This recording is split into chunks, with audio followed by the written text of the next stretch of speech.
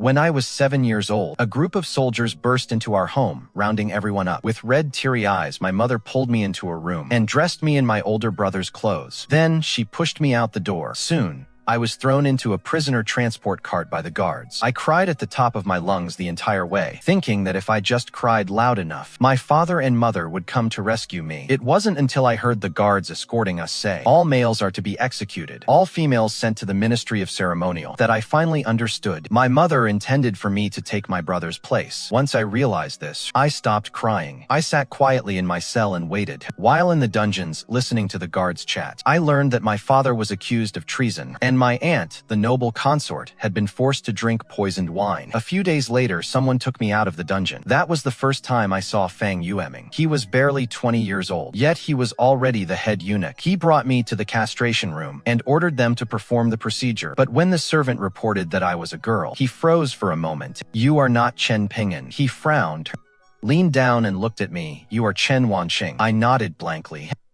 He sighed, and then told me, "From this day on, your name is Chunlan, and you are a mute." Later, I became a laundry maid in the Imperial Laundry Bureau. One day, because I ruined a garment, the matron forced me to kneel in the palace corridor. The winter wind whistled through the long, narrow passage. I curled up on the ground, trembling with cold. Suddenly, in the darkness, I was slammed into hard. Pain sent me sprawling to the floor. I looked back and saw a boy about my own age. He was dressed just as thinly, but with a fierce, childish voice. He yelled at me, "Where did this wild girl come from, scaring people in the middle of the night?" I was so tired and hungry that my temper flared up instantly. "And where did a little eunuch like you come from? Can't you watch where you're going?" He was instantly enraged, shoving me down hard. Then he climbed on top of me and yanked at my hair. Beneath him, I flailed my arms, trying desperately to claw at his face. Finally, I delivered a sharp knee to his gut. He let out a sharp cry, teetering to one side, huddled up and gasping for air. Then he burst into tears. I sat up, recalling that only a month ago I was still the daughter of a general's household, and I started to cry out of grievance as well. The two of us lay in that dark, deserted palace corridor, crying for ages, until our bodies were shivering with cold. The boy, sobbing, broke the silence. "My name is Situ Qingshu, the fourth prince." What is your name?" "My name is Chen Wanqing." I must have been delirious from crying, because by the time I realized what I'd said, it was already too late. To my surprise, Situ Qingshu sprang up at once. He looked at me with excitement. "You're my cousin from the Chen family. My mother is Consort Chen. Your aunt. I'm your cousin." I gave him a flat look, not understanding why he was so worked up. I couldn't even rely on my own mother or brother, let alone this cousin I had never even met. Then Situ Qingshu pulled me to my feet. "Come on, let's go to my room and warm up." I was so exhausted, I just let him pull me along as we hobbled a long way. Finally, we entered a small room. He lit a dim oil lamp, and that is when I realized that my cousin wasn't faring much better than me. The furnishings in the room were barely better than where the eunuchs lived. He told me to sit down. Then he rummaged through a basket of coal in the corner. I knew that was the lowest grade of black coal used by the palace servants. Yet he carefully picked out 2 pieces. He looked back at me, shivering uncontrollably. He gritted his teeth and added 2 more pieces. The stove was lit. The heavy smoke and biting cold made me cough until I had tears in my eyes. But it truly felt much warmer. Situ Qingshu took off his outer robe and climbed into bed first, huddled under the covers, his teeth chattering from the cold. After a long while, he lifted a corner of the quilt and beckoned to me with a smile. "Wanqing, I've warmed up the bed. Come in quickly." And so we both lay there, under the cold, stiff covers, clinging tightly to each other, trying to keep warm. 2 children who had lost their mothers, chatting intermittently about the women who gave us life. My mother, she was wonderful to me. She would make delicious peach blossom pastries, braid my hair beautifully, and embroider the prettiest flowers on my little shoes. But in her heart, I could never compare to my brother. I pulled the quilt over my head as I finished speaking, my tears soaking the bedding, making it even colder and stiffer. Situ Qingshu sensed my shivering and wrapped an arm around me, pulling me tightly into his embrace. "Wanqing, from this day on, we are each other's closest kin. I will protect you. As long as we are together, there is nothing to fear." Resting against his neck, which smelled of soberry, I nodded softly. His warm cheek pressed against my forehead, and he took my icy little hands into his under the quilt. Many years later, I would often think back to that night. But his warm hands, yet I can no longer hold them. The next day, while I was still dreaming, I was yanked out of bed. On a winter morning, the biting cold air jolted me wide awake. A shrill voice rang out. "Oh my." I've certainly seen something today. A 7 or 8-year-old girl learning to crawl into a bed. Matron G dragged out her tone, shouting in my ear with an exaggerated air, with her tugging on my ear. I struggled to understand what crawling into a bed meant. The matron sneered, "Too bad you picked the wrong bed. A fallen phoenix is not even as good as a chicken." Hearing this, I followed her disdainful gaze. At that moment, Situ Qingshu was being held by a eunuch, shouting loudly, while kicking and struggling wildly, "Let him go."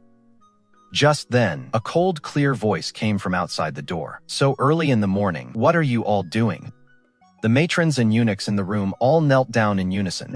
I looked closely. It was Fang Yueming. He had come to our rescue. For many years to come, he would always play this role. After the matron and the eunuchs left, Fang Yueming sat on the mahogany armchair, sipping his tea in a leisurely manner, and then said to us both, "Remember, Anyun surnamed Liu is your enemy." I knew the Empress Dowager and the Empress were both surnamed Liu. The Liu clan wielded power over the entire court. The current Chancellor was the Empress Dowager's younger brother, and the Empress's father, the Grand Marshal who held military power, was the Chancellor's son. It was Chancellor Liu who framed my father for treason, which led to the destruction of my family. Those surnamed Liu were not only my and Situ Qingshu's enemies, but also Fang Yueming's enemies. He told us that he was originally the son of a noble family. Back then, the emperor, who was still a prince, along with my father and my aunt, were a group of 4 who grew up together as childhood sweethearts. Later, the Fang family was framed by Prime Minister Liu. Overnight, at 13, he was reduced to a palace slave. Suddenly, he lowered his voice and leaned in towards Situ Qingshu and me. "The emperor also wants to bring down the Liu family now. If you two can help,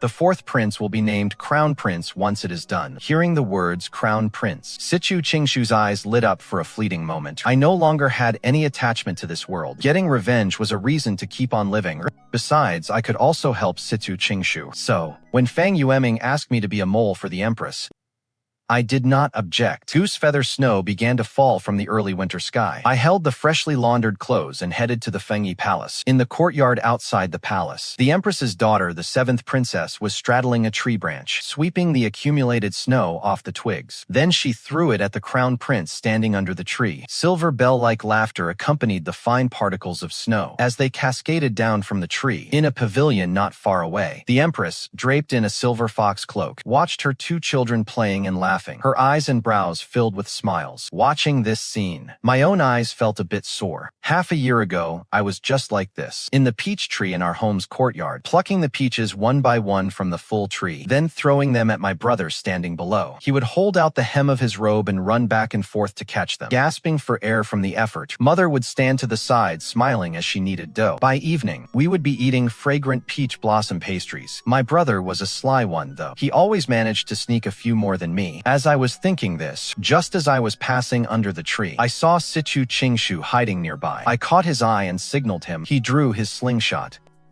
aiming at the branch beneath the 7th princess. The branch swayed a bit, and after a sharp cry, the little princess fell straight down. Seizing the opportunity, I threw the clothes behind me. I lunged over with the fastest speed I could muster. I threw open my arms. Situ Yanran was the same age as me. She was only 7 years old then. How much could a 7-year-old possibly weigh? Well, she just ended up breaking 2 of my ribs. After falling on top of me, she froze for a second, then burst into tears. The pale-faced nanny came sprinting over, snatched her up into her arms, and turned to run toward the Empress. The servants scrambled to check if she was hurt. The Empress cried out for the imperial physician, her voice choked with sobs. Yet not a single person noticed that I was still lying in the snow. I lay on the ground, sweating from the sheer agony, like a fish out of water, gasping weakly on the shore. The biting wind dried my tears. I felt like I was going to die. Just then, a small fair face appeared in my blurred vision. Those bright eyes blinked and blinked, shining like 2 tiny suns in the gray, gloomy sky. "Mother, she is hurt too. Quick, have the royal physician take a look at her too." Situ Changming's voice was so pleasant. Before I drifted into unconsciousness from the pain, it consumed every ounce of my awareness. I don't have many talents, but I have a good memory, what others owe me, and what I owe others. I can recall clearly even after 10 years. For instance, I remember that Chen Ping'an owes me a life. As for me, I owe Situ Changming my life. Once I recovered from my injuries, the Empress kept me at the Fengyi Palace. Fang Yueming had falsified my background, so the Empress's eunuch Shu found nothing amiss. I understand now why Fang Yueming wanted me to pretend to be a mute. A maidservant can be a clothes rack or a handheld fan, but she cannot be a person. If one is merely an object, there is no need to speak, or better yet, she shouldn't speak at all. Soon, the Lantern Festival arrived. The Empress sat at the table with her 2 children. As I set the Tang Yuan on the table, the Empress narrowed her almond eyes and gestured toward me with her lips. I blinked my eyes, not understanding what she meant. Situ Yanran suddenly burst into laughter. Chunlan, you're so silly. Mother is telling you to taste the food for poison. Hasn't the nanny taught you that? As she said this, her little legs were swinging back and forth under the table. 2 red pom-poms on her embroidered tiger head shoes danced tremblingly on her dainty little toes.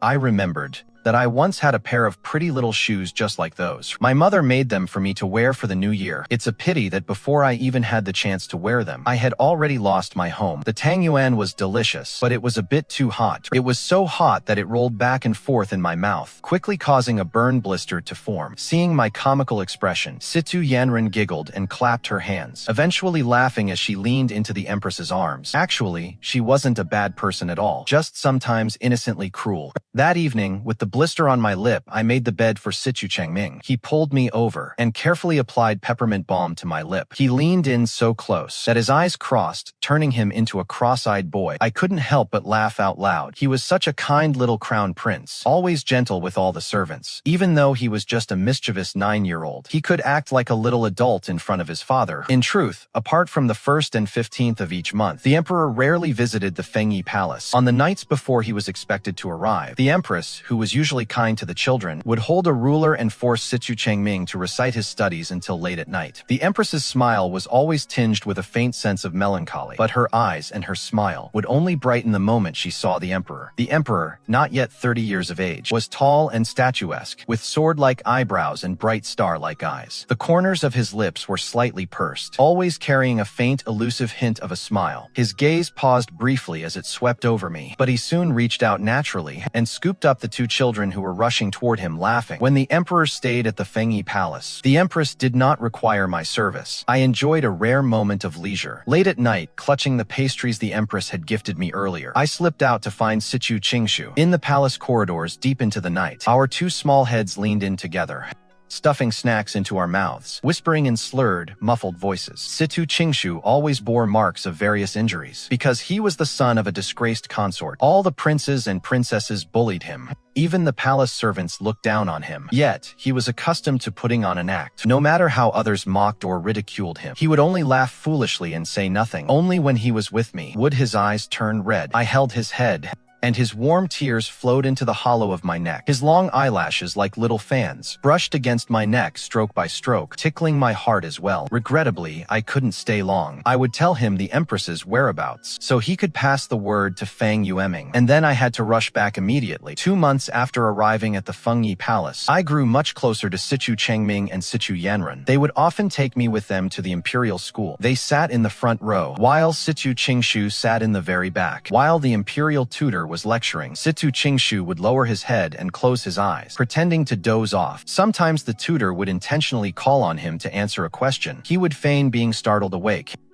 wipe the drool from his mouth, and then blush as he scratched the back of his head, making everyone burst into laughter. They all said that the once brilliant 4th prince had become a fool after grieving too much for his mother. I remembered how he had once smiled craftily at me and said, "No one keeps their guard up against a fool." Situ Qingshu was pretending to be a fool, but Situ Changming seemed to be a little foolish for real. He constantly sneaks a look at storybooks whenever the imperial tutor isn't paying attention. He would even turn back to make faces at me and mouth words. I narrowed my eyes, struggling to read his lip movements. He said, "Let's go to the Stargazing Tower after class." The Stargazing Tower is the tallest building in the palace. Climbing to the top allows you to overlook the entire capital. However, no one ever goes up there. Situ Changming grabbed me, nimbly slipping away from all the nannies and eunuchs. He pulled out a key he had stolen from who knows where, and slipped into the star-gazing tower. Panting, we climbed to the highest level. Situ Changming spread his arms wide to welcome the warm, gentle breeze. He gazed into the distance beyond the palace walls. The setting sun made his little face glow. His eyes were even brighter than the gems on his crown. At that moment, I thought, a boy this bright shouldn't be trapped within these palace walls. Situ Changming leaned half his body out between two railings, shouting excitedly toward the sky. Suddenly, his foot slipped, and he tumbled forward. I instinctively reached out and grabbed his collar. A cry of alarm escaped my lips. "Watch out!" Just then, I felt as if someone behind me had given me a tug, pulling both Situ Changming and me back. But when I looked back, there was no one there. We were covered in cold sweat and sat on the ground limp and panting heavily. After a long moment, Situ Changming looked at me in shock. "Chunlan, you can speak." "Yes, I never said I was mute." Seeing that I couldn't hide it anymore, I simply decided to let the chips fall where they may. He froze for a second, then burst out laughing. "What, are you going to go tell the Empress?" "How could I? You are my good friend, and besides, you saved my life today. I wouldn't betray a friend." He patted his chest and grinned, revealing a row of white teeth. I was slightly taken aback. "The Empress is my enemy, yet her son treats me like a friend." Situ Changming looked at me with curiosity. "By the way, what was your name before you entered the palace?" I whispered 2 words, "Wanqing." Situ Changming nodded with a smile. "That is a lovely name. From now on, when we're alone, I'll call you Wanqing, and you can call me Changming." After saying this, he looked at me with a mysterious expression. "Wanqing, I know your secret now, so I'll tell you a secret too." He paused, then leaned in close to my ear and whispered, "I have a little secret guard. His name is a Jew. He never shows his face in public." My heart skipped a beat. It seems the person who grabbed me from behind just now must have been that a Jew. I asked him, "Did the Emperor send him to protect you?" Situ Changming shook his head. "No. He belongs to my uncle." After months of acting and pretending, I had finally gained a valuable clue. Grand Commandant Liu has planted secret guards in the palace. Looking at his silly, smiling face, I thought to myself, how long can a crown prince this foolish actually live? Time flew by. Changming lived safely until he was 15. Situ Yanran and I both celebrated our 13th birthdays one after another. However, her birthday was celebrated by the whole country, while for my birthday, I only received gifts from Situ Qingshu and Situ Changming. Changming's gift was planting a peach tree for me in the courtyard of the Fengyi Palace. Relying on the flavors in my memory, I made peach blossom pastries that summer. Everyone liked them very much. As I kneaded the dough and folded the pastry, I thought of my mother again. She must have passed away long ago. The lonely years in the palace caused my longing for her and my brother to gradually outweigh my hatred. Chen Ping'an, he was always so resilient. Perhaps he is still alive and doing well. I remember one time when I accidentally tripped down the stairs. He hugged me and tumbled down with me, ending up as my human cushion. After he pulled me up from the ground, he just acted like nothing happened, dusted himself off, and ran away. I still remember that red birthmark he had, just like mine. Mine is under my collarbone. His is on the back of his hand. If we meet again, I will recognize him at a single glance. Over those 5 or 6 years, I followed Fang Yueming's instructions to keep an eye on everything the Empress did, but I never found anything amiss. Even when the Empress met with her father and brother, she never said a single unnecessary word. Though there was one time, I saw her hiding alone in the woods behind the back courtyard. She was holding a thin branch, swinging it back and forth with great focus, looking as if she were practicing swordplay. When she turned around and saw me, she froze for a moment, her face flushing with embarrassment. I thought she would be angry. Instead, she just walked over, smiled, and ruffled my hair. Later on, when the Empress took Situ Changming and Situ Yanran to the signing palace to pay their respects, she would bring me along too. The Empress Dowager was a kind old lady, always wearing a gentle smile. It was a pity her health wasn't good, and she spent all year confined to her bed. Changming and Yanran would gather around her, chattering away with laughter. She would wave me over as well, and press a few gold nuggets into my palm. The Empress Dowager's surname was also Liu. Is she my enemy too? The older I get, the less I understand. I only know that I can't bring myself to hate them. But then one day, the Empress suddenly stopped liking me. It was the night of a full moon. The night was deep, but the Emperor still hadn't come. I carried the meal I had reheated several times, and stepped into the Empress's sleeping quarters. The hall was brightly lit with candles, yet it felt vast and desolate. The Empress sat alone in front of her vanity, having worn her heavy jewelry all day long, yet she still refused to take it off. She simply held her neck, staring blankly at her own reflection. Hearing footsteps, she turned back with a look of hopeful surprise. But when she saw it was me, the light in her eyes faded in an instant. I placed the food on the table and knelt at her feet, looking looking up at her. Wrinkles were creeping onto the corners of her eyes. Even her exquisite jewelry could not hide the early streaks of white in her hair. The Empress looked down at me. She suddenly frowned, her pupils shrinking in shock. She muttered to herself, saying, You child, why are you starting to look so much like?" Before she could finish, she covered her mouth. Then she closed her eyes in pain. From that day on, whenever the emperor came to the Fengyi Palace, she would have me sent away in advance. Actually, I could guess why. I was looking more and more like my late aunt. One night, I went to find Qingshu. He wasn't there. A moment later, Fang Yueming stumbled in reeking of alcohol. It was the first time I had ever seen him that drunk. His eyes were unfocused and his face was flushed. He staggered toward me. I stumbled backward. Finally, he pinned me into a corner. The heavy scent of wine washed over my face. His trembling lips hovered just a foot away from me. He seemed to want to lean in, yet hesitated and drew back. "Jilan, I miss you so much." His eyes welled up as he mumbled nonsense. "Please, stop liking Situ Xuan, won't you? He doesn't deserve you." He stared intensely at me, grabbing my arms so hard it hurt. I knew my aunt's name was Chen Jilan, and Situ Xuan was the emperor's name. It was then that I remembered. This very day was my aunt's death anniversary. Just as I was at a complete loss, Qingshu returned. He stood there, stunned in disbelief. The 14-year-old boy was growing like a bamboo shoot, nearly as tall as Fang Yueming already. He rushed over, teeth gritted in rage, and kicked Fang Yueming down hard. "You filthy eunuch. Just try touching Wanqing with a single finger again." Fang Yueming lay on the floor and began to laugh like a madman, laughing and crying at the same time. "Jilan, do you hear that? Your son just called me a eunuch." Situ Qingshu pulled me, shivering with fright, into his arms. We arrived at the palace path where we first met. Under the moonlight, the boy's sharply defined profile was extraordinarily handsome. I lowered my head, hugging my knees, my voice muffled. "Situ Qingshu, do you think I look a lot like my aunt?" He looked at me in a daze, then earnestly shook his head. "Not at all, not even a little bit. Wanqing is just Wanqing." His ink-black eyes were filled with the shimmer of starlight. The heart that I thought had died when I was 7 suddenly began to beat wildly at this moment. A boy's face like this, one look, and you're lost. I had to cut my burning face with both hands, turning away so I wouldn't have to look at him. The next day, Eunuch Shu, who served the Empress, brought a pile of paper ash from who knows where. He insisted it was burned by Situ Qingshu. Performing private rites in the palace is a grave offense. I didn't understand. Why was the Liu family so determined to drive him to ruin? By the time Situ Changming and I rushed over, we saw Situ Qingshu groveling like a dog at the feet of the Empress and Eunuch Shu, kowtowing incessantly, repeating over and over, "This son knows his wrong." Situ Qingshu is a prince too. Yet here he was in public, begging for mercy at a eunuch's feet. He gritted his back teeth. His bloodshot eyes were wide open, with tears welling up inside. When his peripheral vision caught sight of Situ Changming and me, the corner of his mouth twitched noticeably. I knew there were two people he never wanted to see him look so undignified.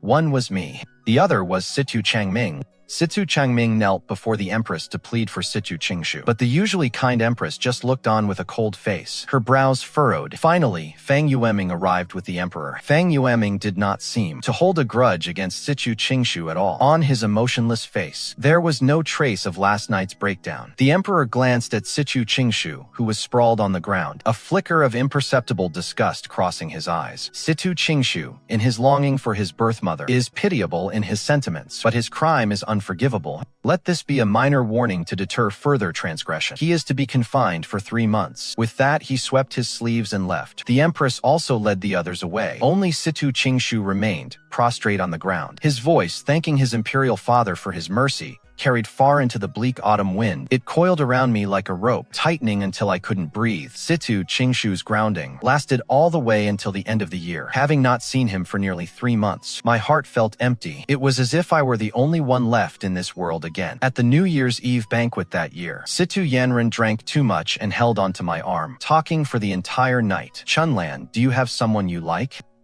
She leaned in with a silly smile. My heart started racing uncontrollably, but I still smiled and shook my head. "I do.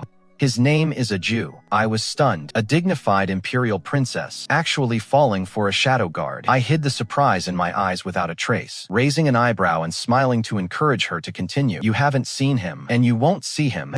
But he is a very handsome and very reliable person." Situ Yanran squinted her eyes, flushed with wine, a rosy glow spreading across her cheeks. The usually carefree young girl was now smiling with unusual shyness. She suddenly remembered something, her eyes widening. She pointed a finger at my nose. Chunlan, you must not tell anyone else, okay? I tilted my head and looked at her with amusement. Only then did she realize laughing and scratching her hair in embarrassment. Oh my, I almost forgot that you can't speak. This young girl is still as annoying as she was when we were little. It was only later that I realized. I don't know when it started, but I had already begun to treat her like my own sister. That is why I couldn't bear to tell her. That reality is not like the storybooks. There is destined to be no happy ending between a princess and a shadow guard. Although Situ Changming is a bit silly, but he is a good brother. No matter what Situ Yanran wants, he will give it to her. For example, when she wanted to go to the Lantern Festival with a Jew, he agreed without a second thought. The night of the Lantern Festival also happened to be the day Situ Qingshu's grounding ended. I had originally wanted to go see him early, but I couldn't resist Situ Changming's constant pestering, so I had to agree to accompany the siblings to the festival first. Situ Yanran dressed herself up beautifully and finally headed out as the sun went down. She wore a lovely pink cloak and walked past Situ Changming. He stared at her with a blank look, tripping over his own feet as he walked. Situ Yanran and I laughed until our stomachs ached. He scratched his head, blushing, then looked at me and swallowed hard. Luoyang was incredibly lively on the night of the festival. Vendors were hawking all sorts of novel trinkets. Western dancers swayed their hips, and the colorful masks were dazzling to the eyes. The last time I visited the festival was when I was 6, with my family of 4. Now, looking at this bustling scene, it feels as unreal as another lifetime. Situ Changming was just as agile as when he was a child, pulling Situ Yanran and me through the crowd. Before long, we lost the palace maids and eunuchs who were following us. We ducked into a narrow alley, panting for breath. Situ Changming snapped his fingers, and a black figure dropped down beneath the eaves. A Jew. I'm leaving Situ Yanran to you. Situ Changming winked at his sister. The boy in the shadows nodded. He was half-masked, his eyes dull yet ethereal, staring blankly at the young lady beside him. Situ Yanran blushed, lowered her head and took hold of the boy's sleeve, walking off into the crowded street. Soon they disappeared from sight. Situ Changming and I chatted idly, pushed forward by the flow of the crowd. The crowd around us grew denser, pressing the two of us tightly together. His gaze became evasive as he looked at me. Young master, why not buy a rabbit lantern for your lady? Young master, why not buy a rabbit lantern for the young lady? The vendor asked with a beaming smile, leaning in. Situ Changming was just about to pull out some money when I stopped him and shook my head. I pointed to a tiger head lantern hanging at a small stall across the street and told him, I want that one. Looking at that simple, charming little tiger from afar, my eyes began to sting. I remembered the spring festival outing from 7 years ago. My brother and I both had our hearts set on a tiger head lantern just like that one, but in the end, the very last one went to him. Father and mother bought me 2 rabbit lanterns as compensation, but I cried and threw them on the ground, stomping them into pieces. Situ Changming turned his head and looked at me, puzzled. Wanqing, you like the tiger head lanterns meant for boys? Yes. I kept a straight face, stretching out my arm stiffly, becoming as stubborn as I was when I was a child. I want that one. He gave an indulgent smile. All right, I'll buy it for you. He then pulled me through the bustling crowd, through the shimmering lights, through 7 long years of time, finally bringing that tiger head lantern before me. When I held it in my hands, I didn't feel the joy I had imagined, because I realized that this lantern wasn't expensive at all, and it was no prettier than a rabbit lantern. I think back then, what I truly wanted was just a little more favor from my parents. Now, I have no parents left at all. Situ Changming sat with me at a roadside stall to eat sweet dumplings. He blew on them one by one until they were cool enough to feed to me. Though they didn't taste as good as those in the palace, at least they wouldn't burn my mouth. Suddenly, I caught a glimpse of a street corner not far away, where a woman was kneeling miserably with her 2 children. The young girl had a sallow complexion and a grass stalk stuck in her hair, a sign she was for sale. For some reason, my heart felt like it had been violently seized. Pointing at the woman, I stuttered out, Situ Changming, look, somebody is selling their daughter over there. She is selling her daughter to feed her son.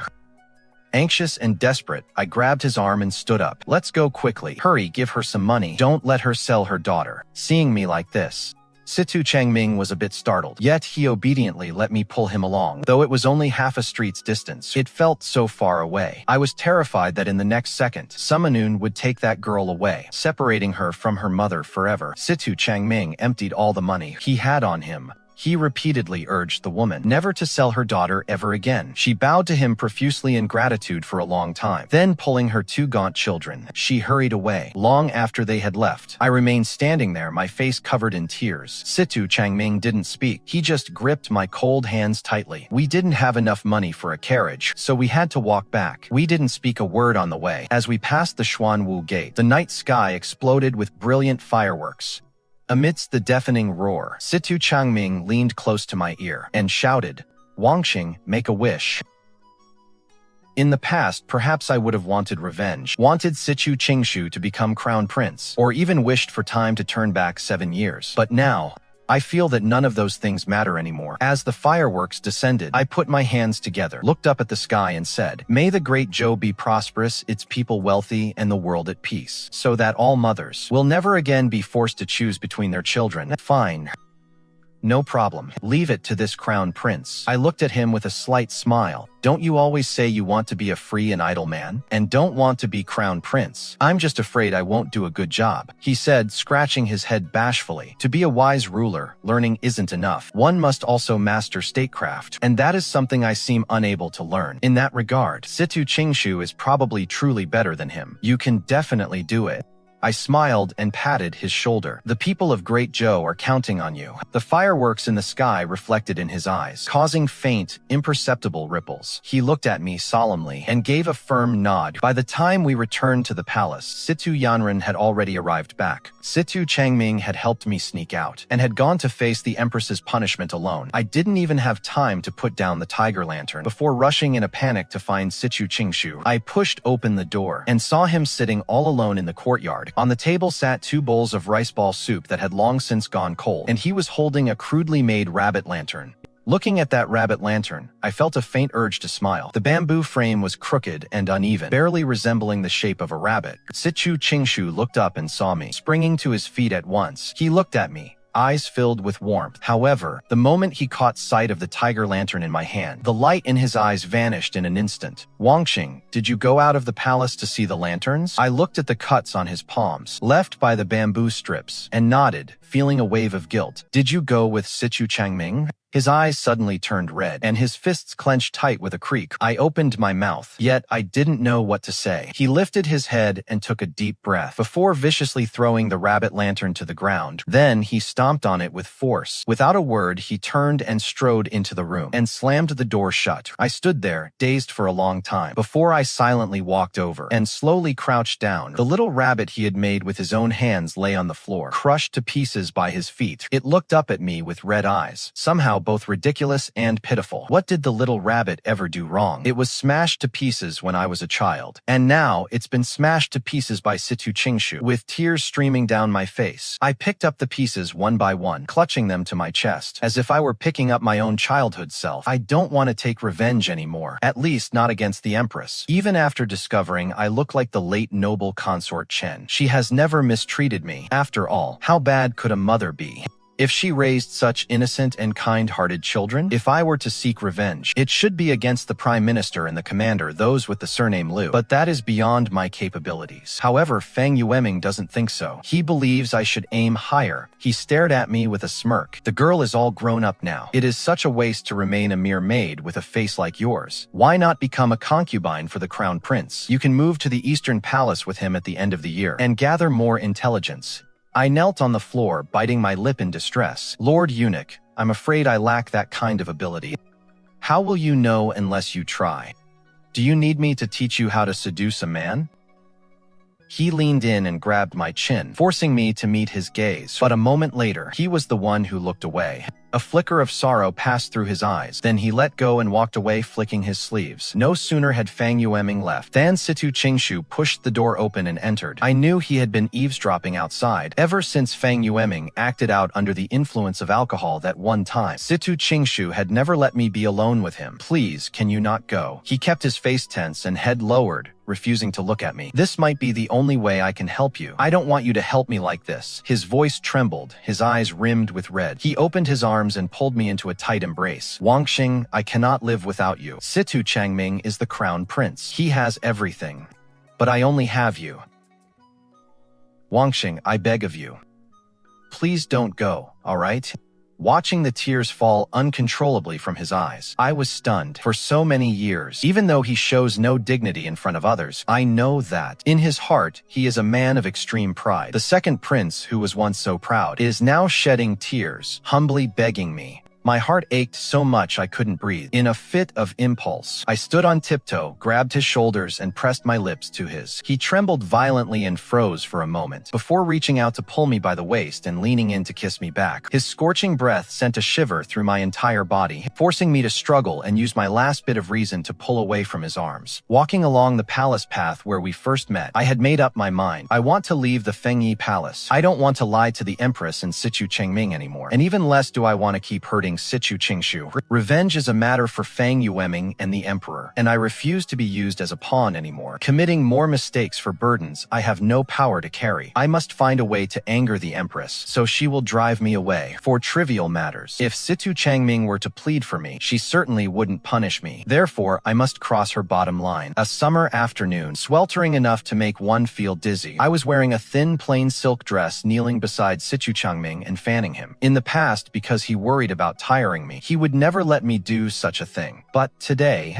this may be the last time I fan him. Situ Changming was fast asleep in his rocking chair, with a book on strategy resting on his chest. Since that night of the spring excursion, he had indeed worked much harder over the past 6 months. Even the imperial tutor, who had never been satisfied with him, praised his rapid progress. Supporting my chin, I watched his peaceful sleeping face, feeling a sudden wave of reluctance. Once he marries the crown princess at the end of the year and moves to the Eastern Palace, it will be difficult to see him again. The Empress checks on Situ Changming's studies every day at 2:45 p.m. At this hour, she should be arriving at the door soon. I timed it perfectly, took a deep breath, leaned in close, and planted a gentle kiss on Situ Changming's face. The Empress despises it when maids seduce the crown prince, especially me, a girl who bears a face that looks 70% like the woman she hates most. But I didn't get to wait for the Empress to walk in and catch us in the act. Situ Changming woke up earlier than expected. He rubbed his eyes in a daze, then touched his cheek, tilted his head, and smiled at me with confusion. The situation was unfolding beyond my control, but I already heard the Empress approaching.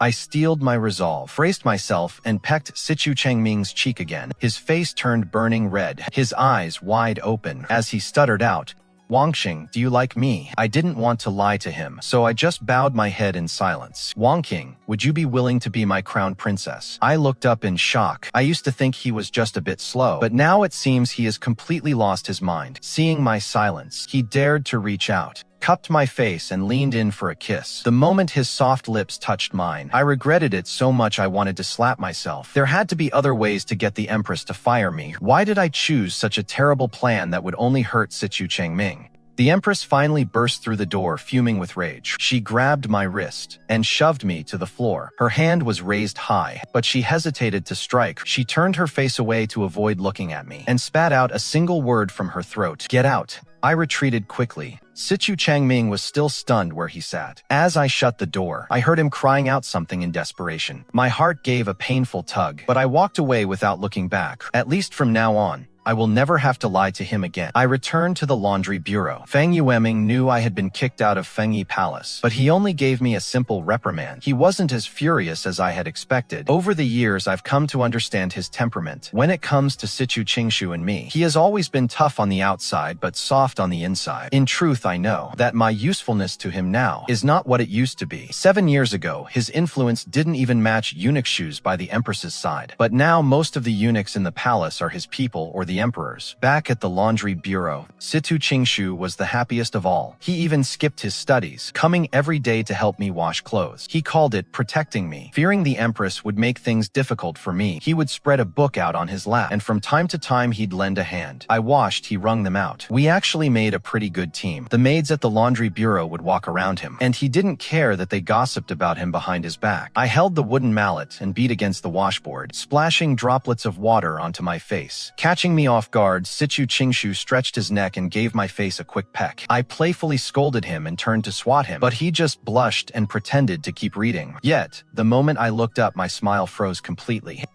I saw Situ Changming standing at the doorway, staring blankly at us. He looked like a puppet with its strings cut, his arms hanging lifelessly at his sides. His face was pale, his eyes hollow, and his lips were trembling slightly. There was a large, raw wound on his forehead. Situ Qingshu saw him too, and immediately stood up, taking a step to block me from view. I hung my head, my heart pounding violently. I wanted to explain to Situ Changming, but I didn't know where to begin. Should I tell him I was Fang Yueming's eyes and ears, or that I am the orphan of the Chen family? Even our very first meeting was a carefully staged design. I closed my eyes in agony, and when I looked up again, Situ Changming was already gone. I didn't know it then, that I had already lost forever the chance to apologize to him. By the end of the year, Situ Changming was married. As expected, the crown princess was also a Leo, the daughter of Commander Liu, and his cousin. The crown prince's wedding, along with the New Year and spring celebrations, kept the palace busy for nearly a month. Laundry piled up like a mountain. Situ Qingshu, pained by the sight of my frostbitten hands, held them, and with burning intensity said to me, "Wanqing, just wait a little longer. When I become the crown prince, you will be the crown princess. I will certainly give you a wedding even more magnificent than this." I merely offered a faint smile and said nothing. Those were never the things I cared about. If Situ Qingshu truly becomes the crown prince, what will become of Situ Changming? I dare not imagine. After Situ Changming's wedding, he moved to the East Palace. With her brother gone to ease her boredom, Situ Yanran often ran over to talk to me. With tears in her eyes, she tugged on my sleeve and said, "Chunlan, I can never see a Jew again." Just after the first month of the new year, an imperial decree came from the signing palace, specifically ordering me to serve the Empress Dowager. This was quite unexpected. I never imagined that the Empress Dowager would still remember me. The Empress Dowager was as kind as ever, but her illness had grown significantly worse. Sometimes she would lose control of her bodily functions. When I was cleaning her, she would always smile at me apologetically. "Good child. This is too much to ask of you." The Empress Dowager drank more medicine each day than she ate food. I had a habit of, before feeding her the medicine, taking a sip first to test for poison. She stopped me though. "It's not good for a young girl's health to do that. Using a silver needle to check it is enough. No one would dare to scheme against me." He smiled until his eyes crinkled on his wrinkled face, appearing with a girlishly playful expression. He never lost his temper with the servants. Even when pain turned his complexion deathly pale, he would only say softly, "She loved the peach blossom pastries I made. It's just a pity her digestion couldn't handle much." In the second month of spring, the crown prince and princess came to pay their respects to the Empress Dowager. After more than half a year, Situ Changming had grown taller and much more composed. It was as if he were a different person. He went through the motions of bowing and answering formally. When the Empress Dowager wasn't asking him questions, he would press his lips together tightly, staring blankly at the floor. You have to realize, when he visited her before, he was like a magpie, chattering away endlessly. I stood by the Empress Dowager's bed, but he acted as if he didn't see me, not even glancing my way. The crown princess, however, looked at me from time to time. She was a charming and lovely girl, with features 5 parts similar to the Empress. She spoke sweetly as well, keeping the Empress Dowager laughing the entire time. When they left, I walked them out. The crown princess suddenly touched her hair and said, "Brother Changming, I think I've lost the hairpin Her Majesty gifted me." She looked back at me, tugged on Situ Changming's arm, and said coaxingly, "I'll go look for it with Sister Chunlan. You should head back first." Situ Changming nodded at her with a smile, tenderly reaching out to tuck a stray lock of hair behind her ear. I don't know why, but my heart gave a faint, painful tug. Yet in the next second, I felt a sense of relief. He is the crown prince, after all. I was merely a lowly servant girl who had played him for a fool. It's no worse than a dog bite at most. It stings for a day or two before being forgotten. The crown princess is his own cousin, and she is so lovely. How could she not be better than me? Seeing how happy he was, the guilt in my heart seemed to fade a little. But when the crown princess led me to the edge of a dry well, I began to worry for him again. "So, you're the servant who seduced my brother Changming, aren't you?" She dropped her mask of gentleness and slapped me across the face. I couldn't help but laugh. The women of the Liu family, they just get worse with every generation. Enraged and embarrassed, she ordered her nanny to tie my hands behind my back. Then, she threw the hairpiece into the well. "Sister Chunlan, would you be so kind as to climb down and retrieve it for me?" She gripped the back of my neck tightly and pressed me against the well rim. I struggled with all my might, but it was to no avail. Facing the dark, deep bottom of the well, I closed my eyes. Just then, the nanny behind me let out a startled scream and let go of me. A dark figure drifted down from above, a chop to the neck, and everything went black as I lost consciousness. When I woke up again, I was already lying in Shining Palace. The Empress Dowager had rarely left her bed, but she was sitting beside me, tenderly stroking my burning forehead. "It's all right, child, don't be afraid." I was delirious with fever, and in a trance. I seemed to see my mother smiling at me. When I was little, it was only when I was sick. That mother belonged to me alone. Even my brother had to do as I asked. I tried my best to snuggle closer to the Empress Dowager, breathing in her faint, gentle scent. My nose grew sore, and tears began to fall uncontrollably. Before the summer of that year had passed, several major events occurred in the palace. The first was that Chancellor Liu had suddenly suffered a stroke. He did not attend court for several months. Undercurrents were surging in the imperial court, as the emperor dismissed one Liu family loyalist after another, and installed his own trusted confidants. Fang Yueming remained as stern and poker-faced as ever, but I could still spot a glimmer of irrepressible joy in his eyes. With Prime Minister Liu no longer standing in his way, Situ Qingshu finally established his own residence and was granted the title of prince, and began secretly forging alliances with scholars from humble origins. On the day he moved out of the palace, he pulled me tightly into his embrace and whispered in my ear, "Wanqing, just wait a little longer. It won't be much longer now." I should have been happy for him, yet my heart felt heavy.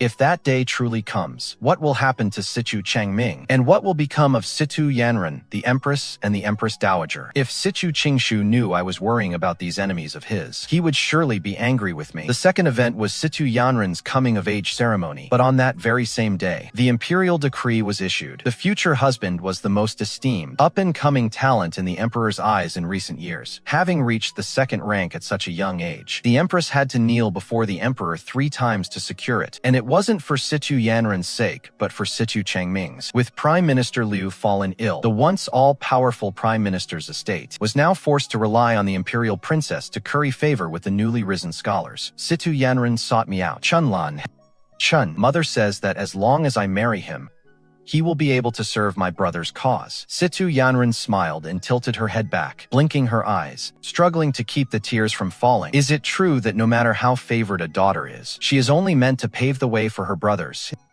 I nodded bitterly. I had known that a long time ago. She hung her head and sighed, wiping her eyes, never once mentioning her age. The third event was that Prince Y had fallen ill, and quite seriously so. Half of the imperial physicians in the palace were attending to the Empress Dowager, and the other half were at the Liu estate, with not a single one sent to the residence of Prince Y. Prince Y was the emperor's own brother, and the youngest son the Empress Dowager had once cherished most. Back then, the late emperor originally intended to name Prince Y as the crown prince, but the emperor, who was only Prince Qing at the time, managed to win the favor of Prime Minister Liu. The Liu family's only legitimate daughter insisted on marrying him. With the backing of the Liu family, he ultimately secured the throne. After his ascension, he immediately placed Prince Y under house arrest. Because of this incident, a rift remained between him and the Empress Dowager. From the day she heard that Prince Y was critically ill, the Empress Dowager refused to take her medicine. The emperor finally arrived. He took the medicine bowl from my hands and sat down at the edge of the Empress Dowager's bed. "Mother, are you still holding a grudge against your son?" His voice was calm. "Schwanner, I beg you, please save your brother." This was the first time I had ever seen the Empress Dowager so humble and subservient, begging one son on behalf of the other. Such are the ties of brothers and mothers. I thought to myself with a bitter sense of irony. It is not the first time the third brother has feigned illness. "Why must you worry so, mother?" The Empress Dowager gripped the emperor's hand. "I have wronged you in the past, but he is still your own brother." The emperor suddenly stood up, a sneer appearing on his face. He held the medicine bowl out before her. "Very well, mother. This bowl of medicine contains a lethal poison. If you are willing to drink it, I shall dispatch an imperial physician to see him at once." I looked up in terror, intending to snatch the bowl away, but my body felt paralyzed, unable to move a muscle. I watched helplessly as the Empress Dowager took the poison without a moment's hesitation and drained it in one go. A second later, the emperor snatched the empty bowl and smashed it on the ground. Shattered shards flew up, slicing across my face. Yet I felt no pain at all. He threw his head back and let out a loud, hollow laugh, his eyes bloodshot. "Mother, do you truly love him that much? Mother, did you not once say that for the sake of the Liu family's honor, no matter how much you suffer, you must go on living, right? Why is it that now, for his sake, you would even cast away the glory of the Liu family?" The Empress Dowager was not poisoned. She merely slumped against the bedpost, trembling all over. Eyes closed, tears streaming down her face. The emperor knelt on the ground, sobbing uncontrollably. "Mother, I am your son too. Why? Speak to me."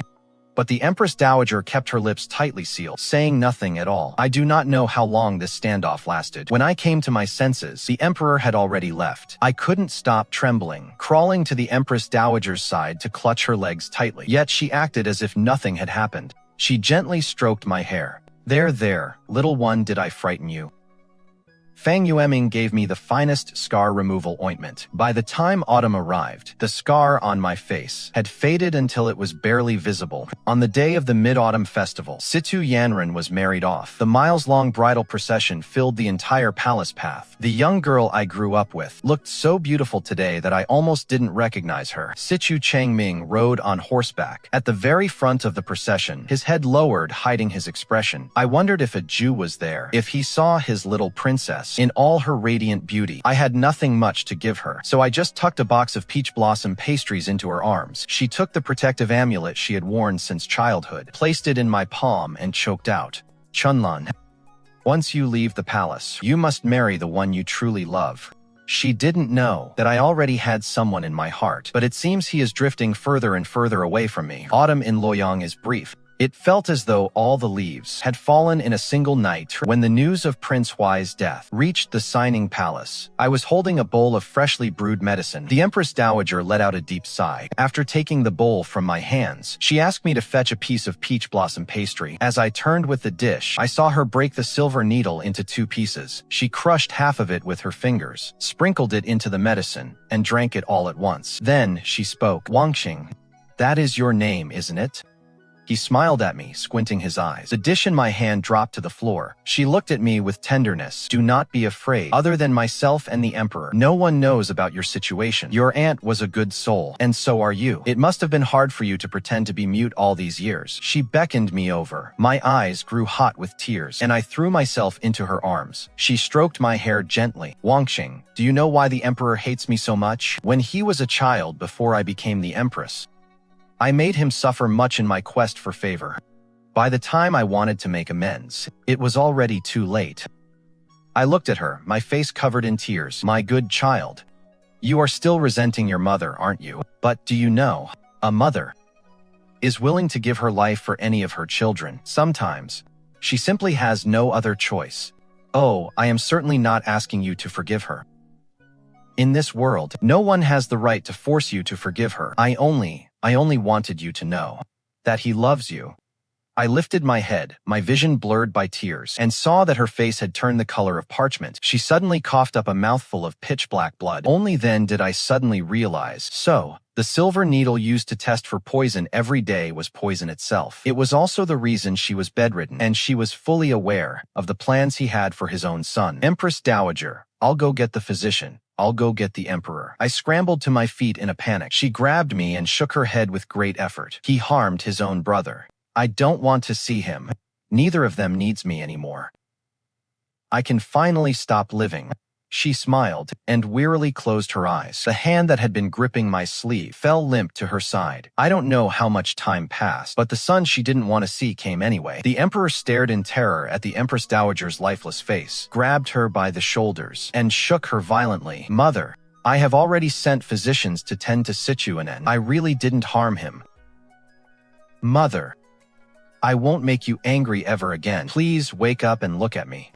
He slumped over his mother's cooling body, weeping like an abandoned child. But what was the use? She would never hear him again. Not every misunderstanding finds its day of resolution, just as not every transgression can be forgiven. On the day the Empress Dowager passed, Prime Minister Liu also drew his final breath. In the early winter of Luoyang, 2 long funeral processions met at the Xuanwu Gate, sister and brother for most of their lives. They were finally reunited on the road to the afterlife. I looked up at the snowflakes falling from the sky and was reminded of the peach tree at home. Whenever the peach blossoms scattered, my brother would stand in that storm of petals and smile at me. "Chen Ping'an, where are you now? Do you still remember that you lost my bamboo dragonfly? You said you just wanted to borrow it to play, but in the end you never gave it back to me." Sigh. If you really can't find it, then just let it go. You don't need to keep hiding from me because of this. I don't even blame you anymore. How much longer will it be until you come to find me? The emperor kept me at the signing palace, making me stay late into the night, having me repeat over and over the Empress Dowager's final words. Yet, during the day, he would clear out the Chancellor's protégés and old associates without changing his expression. With the Chancellor gone, the Liu family had lost its pillar of support. There was nothing left to make him wary. It was then that I finally understood. The Empress Dowager's struggle to hang on to life all these years was not just to preserve the glory and wealth of the Liu family, but even more so to protect her son, waiting for his power to grow, moving step by step with caution until the Liu family's decline became evident and their house was ready to collapse. That year's New Year's Eve banquet was exceptionally bleak. They didn't even set off any fireworks. Situ Qingshu no longer sat at the very end of the table. He had moved to the second seat on the emperor's right. He kept looking over toward my direction, an unreadable expression on his face. Fang Yueming stood solemnly behind the emperor, lost in his own thoughts. A sense of unease suddenly spread through my heart. The hand holding my wine flagon began to tremble slightly. After 3 rounds of drinks, the sound of swords clashing suddenly rang out from outside the hall. A gust of wind burst open the hall doors. The fierce, frigid wind carried snow. As it poured into the palace, I saw dozens of imperial guards outside, surrounding 3 figures in black. The Empress and her 2 children all looked up at the same time, their faces turning deathly pale. I recognized Ju, those ethereal, dull eyes. He moved as swiftly as a ghost, weaving through the flashing blades. The other 2 had already been captured alive. He was the only one still holding out, but in an instant, he was outnumbered, gradually forced back by the tightening circle. Blood sprayed from his right arm, splattering onto the snow. An eye-stinging red Ju. Situ Yanran cried out in alarm, stiffening as she rose to her feet, in full view of everyone, with the prince consort looking on in shock. The young woman leaped over the table and ran toward the hall entrance. She charged into the heavy snow like a madwoman, rushing toward the injured boy in black. Seeing her crazed state, the imperial guards stepped aside one by one. Her hair was disheveled from running, not looking like a princess in the slightest, but she finally reached his side. She grabbed the blade from Ju's hand and pressed it against her own neck. "Let him go, father. Your daughter begs you." She fell to her knees, crying out with all her remaining strength. The emperor heaved a long sigh and finally closed his eyes, waving his hand. The imperial guards broke their formation, but Ju didn't move. "Go. Quickly." Situ Yanran gave him a fierce shove. After a moment's hesitation, Ju turned and vaulted upward, landing on the roof eaves and vanishing into the falling snow. Commander Liu had harbored secret guards in the palace. The crime was akin to treason. The first secret Situ Changming ever told me in my childhood had finally cost him everything on this day. The edicts against the Empress and the Crown Prince were issued the same day, confining the mother and son to the palace grounds. Situ Yanran was also stripped of her title as princess and placed under house arrest in the consort's residence. Commander Liu was not executed, but merely exiled. That was the final shred of dignity the emperor granted the Liu family. There was no lantern festival that spring. The Liu family had fallen. My family's vengeance was fulfilled, yet I could not feel a bit of joy. Situ Qingshu, however, was in high spirits. He had Luan bring a rabbit lantern to me, crafted by palace artisans. It is so beautiful there isn't a single flaw, but I prefer the one from that year. The ugly rabbit he put together for me himself. The emperor was drunk. He was just like Fang Yueming back then, grabbing my hand, looking at me with teary eyes.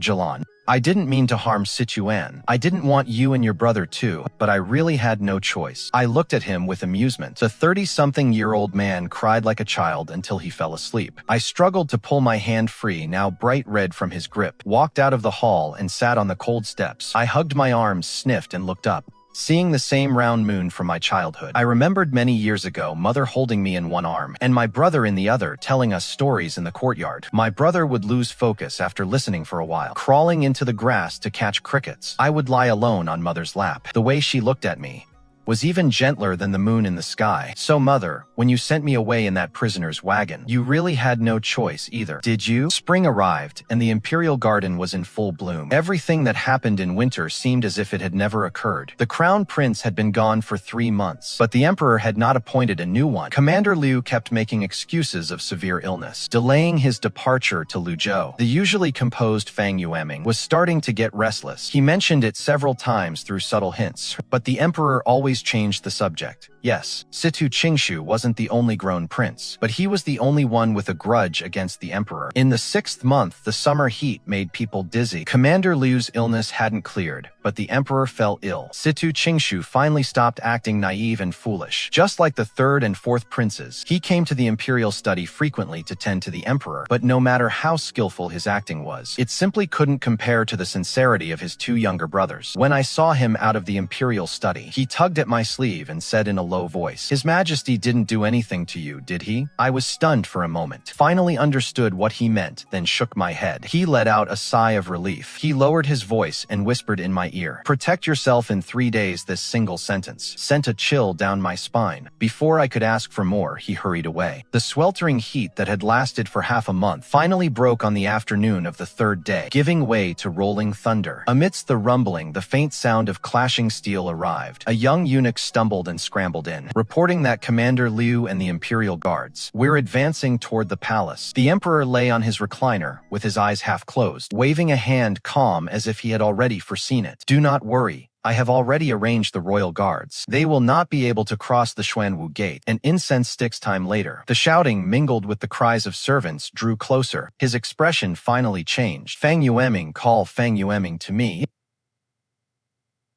He bolted up from the recliner, pacing irritably the moment he opened the door. A blinding flash of lightning tore through the sky. On the steps outside lay the bodies of palace maids and eunuchs. Fang Yueming stood outside with a sword like a phantom, with eyes burning red. He stepped over the corpses and approached, shouting. Commander Liu led the Imperial Guard in a coup as I rushed to protect him. His Majesty had already been murdered by the rebels. Fang Yueming, expressionless, recited the script he had long prepared, slowly raising the sword in his hand. The Emperor's eyes widened in horror, staring in disbelief at his trusted aide of many years, Fang Yueming. "After 20 years of friendship, you would betray me?" Fang Yueming let out a cold laugh. "Situ Xuan, from the day you destroyed Jilan, there has been no friendship left between us." Another bolt of lightning struck, illuminating the dim hall in a deathly white. I huddled in the corner, watching this all from my aunt whom I never met, watching how this grudge would finally conclude. After the brief flash, the hall fell back into darkness. A figure suddenly flashed inside. The sound of clashing blades rang out through the hall. I saw a woman with disheveled clothes, blocking the emperor with a raised sword. It was the Empress. Her lips were bitten raw, her face sallow, but her eyes were shining. The emperor whispered, "Ah, Ru." The Empress turned to look at the emperor, smiling tenderly. "Ah, Xuan, don't be afraid." Those 2 voices were ones of a tenderness I had never heard before, calling out to each other across 20 years of time. They were no longer the nameless emperor and empress, but Ah Xuan and Ah Ru. Just as Situ Qingshu and I were cousins, the closest of kin. The Empress flicked her wrist and raised her sword to strike at Fang Yueming. The way she swung her sword reminded me of a day many years ago, when I saw him waving a branch from behind the bushes. In every move and strike, a chilling light flashed rapidly across the hall. Situ Xuan snapped out of his momentary shock, turning back to the desk to grab an inkstone and throw it at Fang Yueming. Suddenly, an arrow whistled through the air, striking Situ Xuan in the chest, the inkstone clattering to the floor. He winced in pain, his pupils dilating in sheer terror. Following his gaze, I saw Situ Qingshu standing outside the door, drawing his bow sideways amidst the pouring rain. The young man was soaked to the bone in the rain. I couldn't clearly see his expression, but I could clearly see those eyes filled with hatred. The Empress cried out and dropped her sword, hugging Situ Xuan's falling body. And in the next moment, Fang Yueming had already plunged his sword into her back. Fresh blood dripped down the blade. A thick metallic scent spread throughout the hall. I wobbled as I held onto the wall to stand, walking toward the lovers embracing in a pool of blood. My vision began to spin and blur before I lost consciousness. I fell into Situ Qingshu's arms. "Young love. In the end, it cannot overcome the fickleness of the world, Situ Qingshu. This cycle, let's not begin it again, shall we?" When I opened my eyes again, it was already 10 days later. A stranger of a palace maid said I had been in a feverish coma for 10 days. Situ Qingshu had brought the entire Imperial Medical Academy to my bedside. Another unfamiliar eunuch told me that Commander Liu had rebelled. The Liu clan was executed to the 9th degree, and the late emperor was killed by rebels. Before his death, he passed the throne to the 2nd prince who came to save him. The deputy commander of the Imperial Guard was rewarded for his service and has been promoted promoted to commander. I quickly pieced together the truth behind it all. Situ Qingshu had won General Hu over beforehand, having him pose as an insider for Commander Liu, opening the palace gates to let the rebels in only to encircle and annihilate them. Then, he used the rebels as a pretext to regicide and usurp the throne. But General Hu was a trusted confidant of the late emperor. I cannot fathom what kind of leverage could have forced him to betray his benefactor. On the day of the new emperor's coronation, I finally received my answer. The coronation ceremony was held on the same day as the empress's investiture. Situ Qingshu's empress is General Hu's daughter. Afterward, Situ Qingshu came to see me. Wanqing, give me one more year. I still need that Hu man for now. Can you just be a noble consort for a while, please? I really have no other choice right now. I realized that he was becoming more and more like his late father, even using the exact same words. I shook my head. Situ Qingshu, look at the late emperor and empress. They were cousins too. But what became of them in the end? As long as you don't marry me, I will always be your cousin, your closest kin. Isn't that better? I wearily lifted my head and offered him a smile, only to be met with his cold, sinister gaze. Is it because of Situ Changming? His words struck me like a heavy hammer, smashing down upon me. I suddenly realized that I had forgotten the most important thing of all. What about Situ Changming and Situ Yanran? What have you done to them? I scrambled off the bed in a panic, my back instantly soaked in cold sweat. My breathing turned ragged. Why would I keep anyone from the Liu clan alive? He stared at me, every word deliberate, as if reciting a malicious curse. I struggled to pull myself up from the floor, raised my hand and slapped him across the face. He looked at me in shock and fury. He tore the ceremonial crown from his head and viciously pushed me onto the bed. Like a brawl from our childhood, he gripped my wrists firmly. I looked him straight in the eye without flinching, watching his face flush red. The fury in his eyes slowly melted into thick, carnal desire. The moment he leaned down, I turned my head away. His scorching lips landed on my earlobe.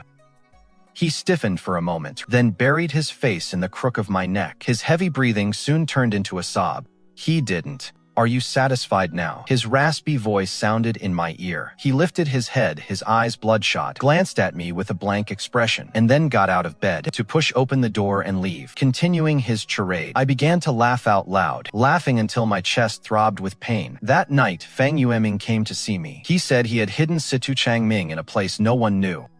As long as Situ Changming is alive, Situ Qingshu must obey him. Otherwise, he could have the throne usurped at any moment. Except for Situ Changming, the fate of everyone else was decided by Situ Qingshu, the Empress's confidant, eunuch Shu. The man who once made him act like a dog, crawling at his feet, was sentenced to death by slow slicing. As for Situ Changming's crown princess, the girl who wanted to throw me into the well, Situ Qingshu specifically ordered her to be cut in half at the waist. Her two mangled halves were tossed into a dry well in a potter's field. As for Situ Yanran, Situ Qingshu gifted her a cup of poisoned wine. I don't understand. A married princess. What threat could she possibly pose to him? Situ Yanran's husband refused to allow a condemned criminal to be buried in the family tomb, so Fang Yueming secretly took her from the mass grave and buried her in the late emperor's mausoleum. In my dream that night, I saw her again as she was in childhood, a delicate little girl sculpted from jade, kicking her little legs and giggling at me. Situ Yanran, if there is a next life, be my little sister. 10 years after the passing of the last consort Chen, the palace has crowned a new one. I was carried bed and all by a group of eunuchs into the Yuchuan palace where my aunt once lived. The new empress came to visit me. She possessed the bright, bold spirit of a general's daughter and could wield a whip with great skill. She dragged me to the imperial garden to watch her perform, pretending it was an accident. As she lashed the whip toward me, she rushed over, appearing nervous, apologizing profusely, but sadly, I had reached out to block it, so it didn't hit my face. I could see she was somewhat disappointed. Her eyes darted around as she studied me, secretly comparing herself to me. I suddenly felt a bit of pity for her. This foolish girl has fallen for Situ Qingshu, and who knows how she will end up.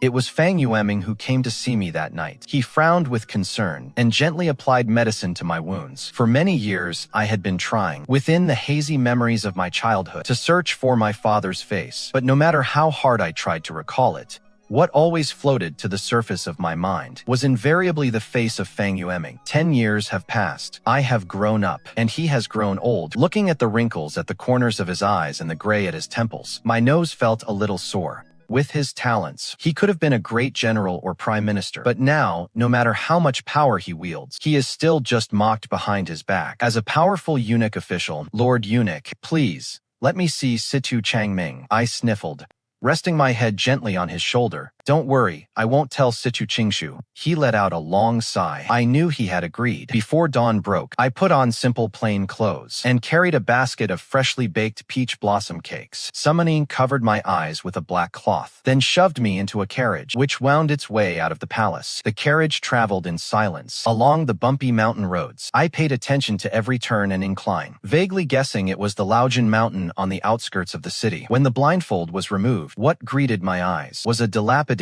ruined temple. Pushing open the door, I saw a young man sitting on the floor, shackled by iron chains. His face was deathly pale, and a faint stubble covered his chin. His tattered robes were stained with dust. The sunlight from outside suddenly poured into the dim room. He turned his face away to avoid it, awkwardly raising a hand to shield his eyes. When he finally recognized me, he started to smile. Your Highness, the Imperial Concubine. Long time no see. He emphasized the word concubine deliberately, mocking me perhaps for all my lifelong scheming, only to fail at becoming the Empress in the end.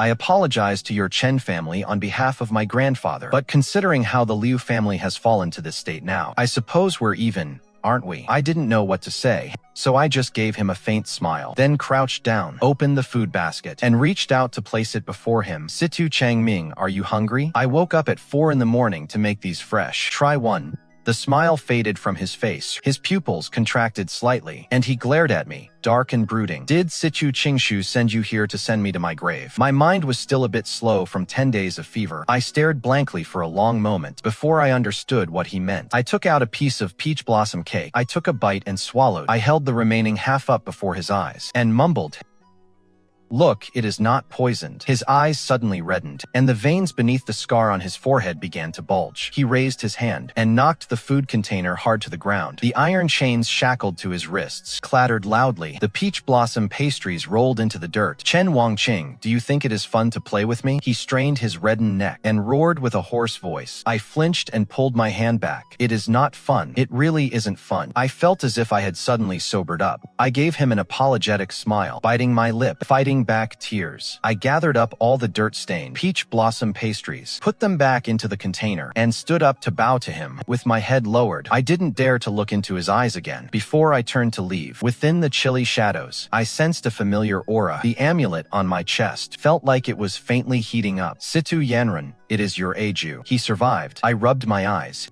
and looked up at the midday sun. I remembered, many years ago, those eyes as warm and bright as a little sun. In truth, I knew that on the day I was pinned to the mouth of the well, it was Situ Changming who had Aju save me. I have always remembered I owe him a life. One day I will repay it. After returning to the palace, having pretended to be mute for so many years, I seemed to have truly become a mute. Situ Qingshu often came to see me at first, saying so many things to me, but I just offered a quiet smile, not saying a word. The first month he was frustrated and angry. The second month he begged me with tears. By the third month, he would just sit there blankly for a while before leaving. Then he stopped coming altogether. I knew he was busy building his own power base, busy sidelining Fang Yueming and the deputy commander. Back in his youth, every lonely night, the essays he secretly sent, and in every moment of humiliation, the martial arts he practiced in the shadows, had all, by this time, become his armor and his claws. Everyone looked at the once simple-minded second prince with new eyes. The boy who was once trampled in the mud had finally become an emperor. Only he knew the price he had to pay.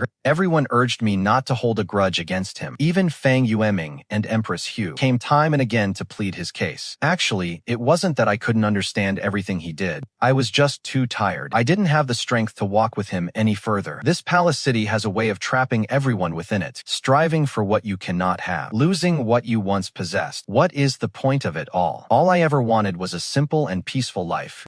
He and I were destined to walk different paths. Sometimes I would let my hair hang loose, wandering aimlessly through the palace paths. I'd pass the courtyard where I first saw Situ Qingshu, past the high pavilion where Situ Changming secretly took me to climb, past the outside of the Fengyi Palace, and the great tree that once caught Situ Yanran. Occasionally, when I would run into Situ Qingshu, I would neither bow nor step aside, as if I hadn't seen a thing.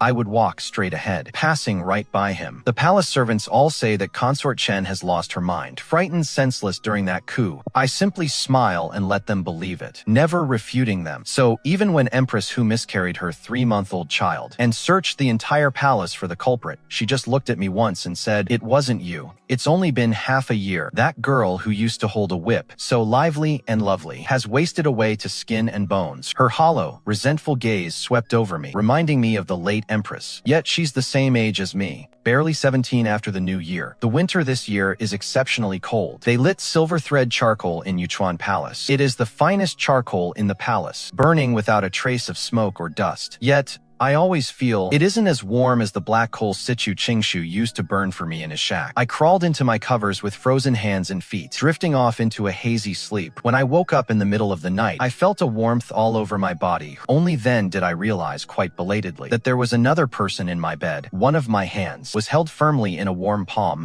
It was the Situ Qingshu of 10 years ago, here to warm my bed again. While he was sound asleep, I turned over carefully and stole a kiss on his cheek. I know he will slip away before dawn, becoming that high and mighty emperor once more. And an emperor cannot have any weaknesses. Just as he once told me, no one is guarded against a fool. Then, surely no one would believe that a mad woman could be his Achilles heel, right? My Situ Qingshu, he must have it so hard. But the things I can do for him are truly so few and far between. The weather is gradually warming up. News of battles on the border reaches the capital. They say the Khan of the Hu tribes is causing trouble in the south while the new emperor's foundation is shaky. Among the Southern Defense Army, a general named Li repelled the invading enemy forces. A courageous young officer has also emerged across the land. I know this General Li. He was my father's most trusted subordinate back then. He was implicated because of my father's affair, buried in obscurity until only now has he risen again. If Chen Ping'an were still alive, he would definitely be shouting, begging General Li to take him to the front lines. Once spring arrives, General Li is set to lead his elite troops to Luoyang to receive his honors. The date has already been set for the 15th of the 3rd month. The atmosphere in the palace, however, has grown quite strange. It reminds me of last summer.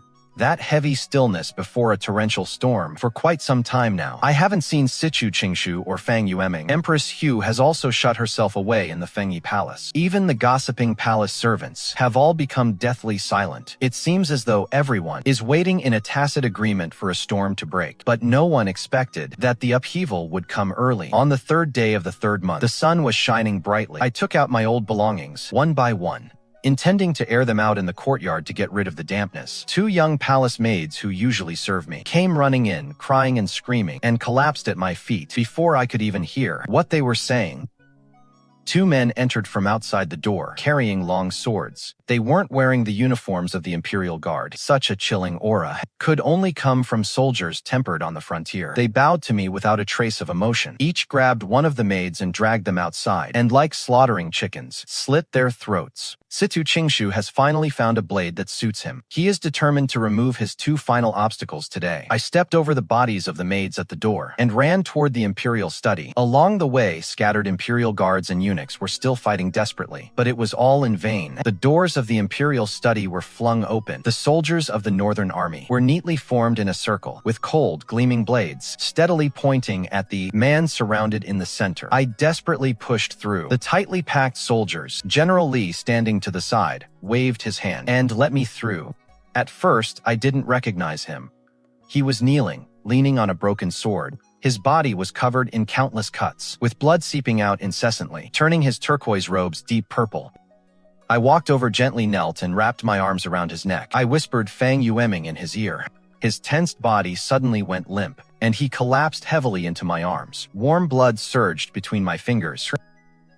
Chunlan. He stared intently at me, his blood-crusted eyes lighting up slightly. Situ Qingshu. He has really grown a backbone. He forced a pained smile at the corner of his mouth. The task you entrusted to me, I've finally finished it. I swallowed the sob in my throat and smiled at him. Thank you. He closed his eyes, content. A moment later, he suddenly used his last bit of strength to hook his arm around my neck, bringing his lips to my ear. In a weak voice, he said to me, "Girl, he is gone after Situ Changming. Hurry." My heart began to race violently. A key was pressed into my hand. I quietly tucked it into my waistband. General Li and his soldiers carried away Fang Yueming's body. Once the area was deserted, I immediately stripped off my robe and swapped into the clothes of a maid who had fainted nearby. Hiding along the way, I ran to the backyard of the cold palace and squeezed out through a hole in the wall. At the market, I traded a gold hairpin for a horse, avoiding the patrolling soldiers. I rode at full speed toward Mount Lojun. Upon reaching the foot of the mountain, I fell from the horse's back. I doubled over, vomiting incessantly against the trunk of a tree. Thankfully, the Northern Defense Army hasn't reached this far yet. There is still time. Relying on the route I remembered, I stumbled my way up the mountain. Finally, before my strength gave out completely, I found the temple. The temple gates were suddenly flung open. Seeing me, Situ Changming mocked. "What are you here for again?" Though Situ Changming kept cursing, his arms were steady. As he caught my collapsing body, I panted heavily, struggling to pull away from his embrace, and pulled out the key. With trembling hands, I unlocked the shackles on his wrists and ankles. He looked at me with confusion. "Chen Wanqing, what are you doing?" I had no time to explain. "Situ Changming, Fang Yueming is dead. Situ Qingshu is coming for you. Put on my clothes and leave at once." I hurriedly scrambled to strip off my own outer robe and skirt, reaching out to pull at his collar. "If we go together." He grabbed my wrists. His face flushed red. His usually gloomy eyes suddenly lit up with a terrifying intensity. "There's no time." I was sweating with anxiety and shouted out loud, "A Jew, come out now." A young man dressed in gray cloth leaped down from the rafters. He wasn't wearing a mask, looking refined and gaunt, yet those indifferent, still eyes made me recognize him instantly. I shot him a look, and he understood immediately. With a swift chop of his hand, he knocked Situ Changming unconscious. The two of us scrambled to strip off his clothes and haphazardly dressed him in my gown. Ju hoisted him onto his shoulders. I took off the amulet hanging around my neck and shoved it into a Jew's hands. "Ju, this is something that belonged to Situ Yanran. You should keep it."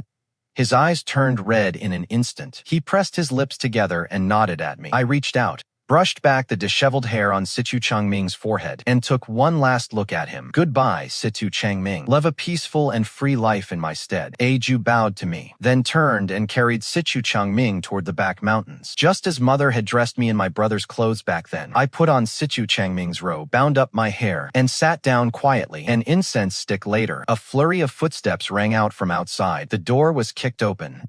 A young general with broad shoulders and long legs stood still at the doorway, signaling to the messenger behind him, then strode toward me. His skin was dark, but his features were delicate. A hideous scar ran from his jaw all the way down to his neck. If it weren't for the familiar red birthmark I saw on the back of his hand, I wouldn't have recognized him at all. He squinted at me, sizing me up for a moment, then frowned in annoyance. "A woman." I was tossed onto the ground, watching him turn to leave. I pulled from the seam of my undergarment the half of the poisoned silver needle that the Empress Dowager had left behind, and took it into my mouth. Then I called out to stop him. "Chen Ping'an, come back." His footsteps froze. His body swayed heavily. He turned back, staring at me in disbelief. "How do you know my name?" He strode over, grabbed my shoulders, and shook them hard. "Who are you?" I bit my lip. I looked at him in silence. He seems even more hot-tempered than he was as a child. There is a fire in his eyes. "My brother is still alive. How wonderful." He stared at me for a long time. Then, as if struck by lightning, he frantically pushed aside my collar, revealing the birthmark under my collarbone. In that instant, his tears flowed out like melting snow. His voice trembled violently. "Wanqing, is it really you? You're still alive." My chest began to ache intensely. I could barely stand. I fell into his arms. "Brother, why did it take you so long to find me?" "Wanqing wants to go home." I forced a small smile, reaching out to touch his rough cheek. These past 10 years, he must have suffered so much. He fell to his knees on the ground, wrapping his arms around me so tightly I couldn't breathe. "Wanqing, I'm sorry. It is all my fault. From now on, I will protect you well. I won't let you suffer another bit." The iron-willed little general was crying until he was bubbling at the nose. To think that as a child, he never cried. He is my own brother. Though I often liked to bicker with him, I truly loved him. I often thought, if mother had asked for my opinion back then, perhaps I really would have been willing to go in his place. "Brother, do you remember? You owe me a life. And you also owe me a tiger head lantern, 18 peach blossom pastries, and a bamboo dragonfly. Could you pay it all back to me today? My chest hurts so much, as if my internal organs are being crushed. Foam trickled from the corner of my mouth. Okay. Wanqing, what has happened to you? Military doctor, call the military doctor. His face was deathly pale. He shouted toward the door in a panic. I gripped his hand, struggling to prop myself up. I moved closer to his ear. I owe Changming a life. Let him go. Let us just call it even, all right? Promise me.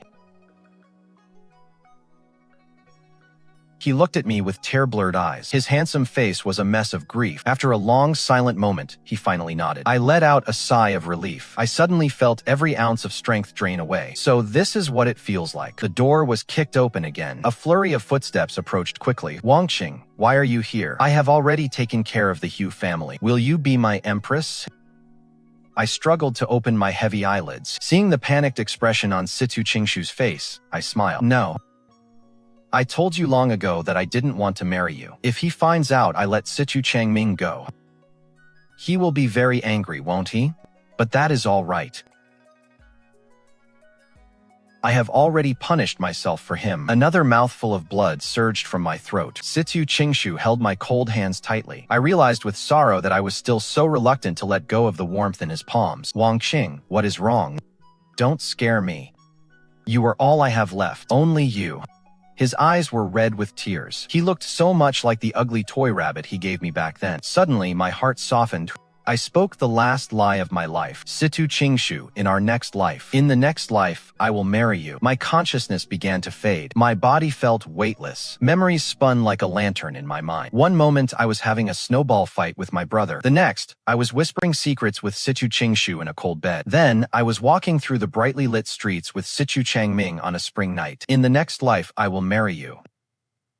My consciousness is fading more and more. My body feels light, as if floating. Memories whirl by like a carousel. One moment, I am having a snowball fight with my brother in the snow. The next, I am huddled in a cold bed with Situ Qingshu, whispering secrets. Then again, I am walking with Situ Changming through the brightly lit streets on a spring night. Finally, I see Mother standing under the blooming peach tree, smiling at me through her tears, sending me off in the carriage. She hugs me tightly and whispers gently into my ear, Wanqing, don't be afraid. Mother will be waiting for you on the other side. Mother. For 10 years, Wanqing has thought about it, and finally, I have decided to forgive you. Even though it is not the same as with my brother, Mother loved me too, didn't she? Right? Just as I loved Situ Qingshu, and just as I loved Situ Changming and Situ Yanran. My dear Situ Qingshu, in your next life, you must find someone much better than me. Wanqing is a useless girl who has to go home early now. Mother. Are you still waiting for me? I am Chen Ping'an. The things that happened before my sister was born, I can no longer remember clearly. I only remember that for the first 2 years, I didn't really like her. Father was away from home most of the year, and Mother spent all day doting on this little puffball. I thought to myself back then, if only she weren't here. Then Mother would be mine alone forever. But when she reached out with her chubby little hand and grabbed my hand, the softest part of my heart felt as if it had been struck. The little puffball was actually quite cute. Once she learned to walk, she would waddle around like a little duckling all day, using those 2 short little legs, following along behind me with a wobble. Brother. I would take her to fly kites and have snowball fights. Watching him lift his rosy face, standing under the peach blossom tree, I suddenly felt that having a younger sister wasn't so bad after all. But as he grew older, he began to get annoying. He was always grabbing my things. He always complained that our parents favored me, but I didn't think so at all.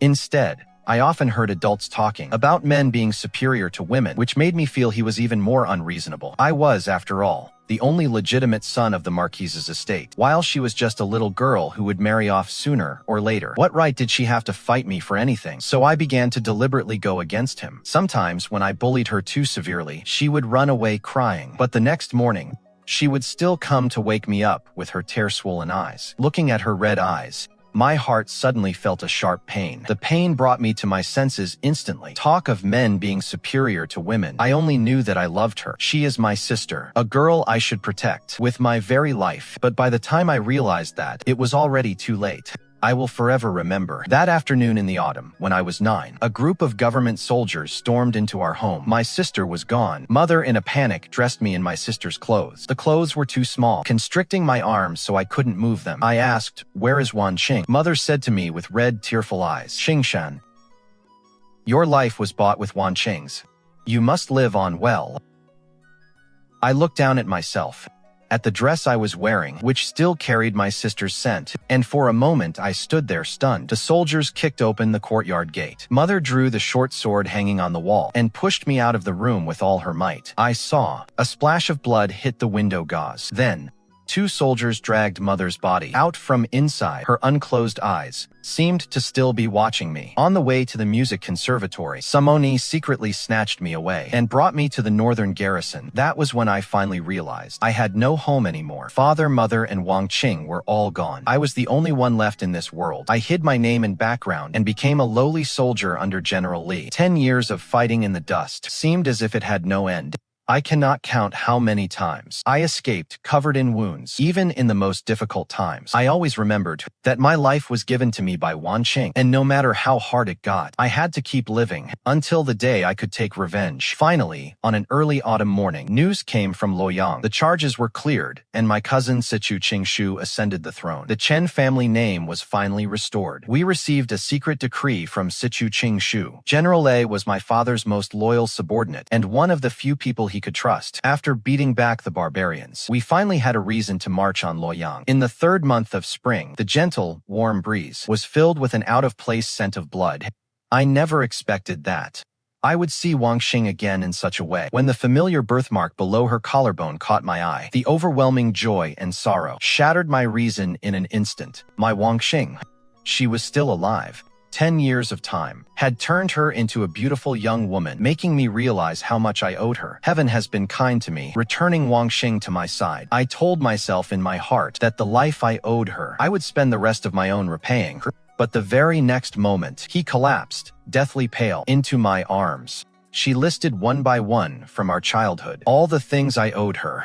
The little girl had such a good memory. All those trivial matters I had completely forgotten, yet she still remembered them so clearly. With blood flowing from her lips, she begged me to let Situ Changming go, just like when she offered her life for mine as a child. She wanted to trade it for another man's life. I agreed. That was what I owed her. I watched helplessly as she died in my arms. After 10 years of separation, she didn't give me a moment to make it up to her, to regain and lose again, to want to repay but run out of time. There is no greater sorrow in this world than this. A subordinate reported that there was a suspicious man at the Xuande gate, carrying what looked like a girl, trying to leave the city. I waved my hand and let them go. I followed Situ Qingshu down the palace paths littered with corpses. In the room he once lived in, I opened a small box. Inside lay a crudely made rabbit lantern, still bearing the marks of adhesive tape. It looked like it had been shattered, then carefully, painstakingly pieced back together. Situ Qingshu hugged that rabbit and wept aloud. I sat outside his door waiting for him all night. The wailing in the wind was heart-wrenching to hear. At the fifth watch, he finally emerged. His face was ashen, his chin covered in stubble. For 3 full days, he didn't speak a word. I brought Wanqing home. In the courtyard where we lived as children, I buried her alongside our parents. I planted a new peach tree by her grave. I placed a tiger head lantern there, along with a bamboo dragonfly and 18 peach blossom pastries. Everything Situ Qingshu owed Wanqing, he compensated me for. General Li was made commander, and I became the youngest grand general. I had free access to the palace. When we were alone, Situ Qingshu would call me Big Brother. In Wanqing's place, I became his closest kin. Over 10 years, I dutifully married and had children, while he spent his time collecting one girl after another who resembled Wanqing. One day, I went to the imperial study to report on military affairs. A concubine came out of the room, sobbing. I saw Situ Qingshu sitting slumped in the middle of the empty hall, muttering to himself with a vacant look in his eyes. Not even a little bit like. Wanqing is Wanqing. I couldn't find the words to console him. How could I? When I never stopped missing her for a single day. Situ Qingshu was not yet 30, yet his eyes were deep set. His hair was streaked with gray, and he was often lost in a trance. He didn't even attend the final imperial exam for the top scholars. The top scholar this year was named Qing Wan. Before officially taking office, he came to the imperial study to pay his respects to the emperor as required. I stood by Situ Qingshu's side, watching the handsome top scholar walk in with a confident stride. His demeanor did not look like that of a commoner. He stopped at a distance and offered a bow, but did not kneel. His pitch-black eyes stared straight at Situ Qingshu, and he said in a deep voice, "Situ Qingshu, long time no see." Situ Qingshu's dim eyes suddenly brightened, terrifyingly so. He stood up abruptly from behind his desk and leaned forward. Situ Changming, it is you. You still dare to come back. Are you not afraid I'll kill you? The man at the foot of the stairs curled his lips in a smile. Situ Qingshu, it has been 10 years. Have you not made any progress at all? Are you still only capable of intimidation? Rest assured, I have no interest in your throne. He shook his head and let out a bitter sigh. I promised Wanqing to make the Great Zhou a land of prosperity and strength. You have not done well enough. I have come to help you. This was the man Wanqing had traded her life for. Under the name of Qingwan, Situ Changming rose step by step to become prime minister, yet never married. Over 20 years, the Great Zhou enjoyed peace and prosperity, with the world at rest. In the 10th year of Xuanhe, Situ Qingshu passed away. The new emperor ascended the throne. One day in March, Situ Changming came to my residence and said to me, "Brother Chen, it is time for us to leave." I understood his meaning. The new emperor's gaze toward us was already filled with suspicion. It was time to retreat while we were still in our prime. And so, Situ Changming and I resigned from our posts and returned to our hometown. I took him to the courtyard where Wanqing was buried. Back then, the peach tree we planted before her grave now stood tall and spreading. Its blossoms were like clouds. He smiled as he caressed the tombstone, his voice as gentle as the spring breeze of March. Wanqing, I have finished the task you entrusted to me. 3 years later, he passed away beneath that tree. I buried him beside Wanqing. Many years passed after that. I too finally grew old and dim-sighted. Amidst the swirling rain of peach blossoms, I seemed to see a 7-year-old Wanqing standing under the tree, smiling at me. I too returned to my 9-year-old self and reached out my hand toward her. In the spring breeze of another year, I finally held her in my arms once again.